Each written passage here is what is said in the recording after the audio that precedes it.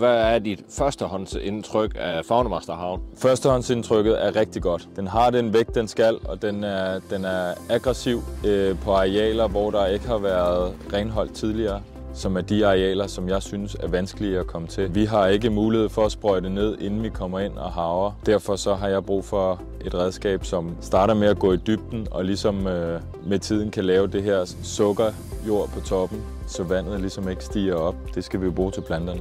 Hvordan føles kvaliteten af den? Den føles robust, den føles god. Vi bruger tingene, og nogen siger, at vi misbruger tingene, men vi kommer lidt over stok og sten, og det er lidt voldsomt for grad. Den har holdt indtil videre. Altså, der er jo arealer med store sten, og den er blevet kastet rundt et par gange. Er der noget, der har overrasket dig, positivt eller negativt?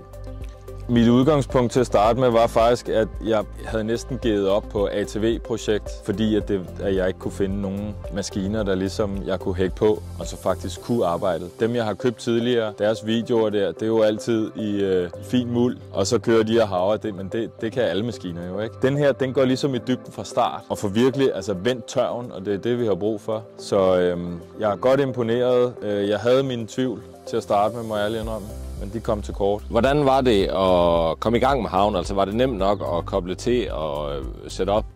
Den er ret basic på den måde, at den er sådan lidt idiotsikker. Man kan ikke gøre så meget galt. Så snart den er plan, så er det ret enkelt. Vi har ikke skruet på noget overhovedet. Vi har egentlig sat den på og sat stikket i, og så har vi kørt. Og sidste spørgsmål. Kunne du finde på at købe eller bestille en selv, når de er tilgængelige? Ja. Det kunne jeg godt. Der var det kort svar.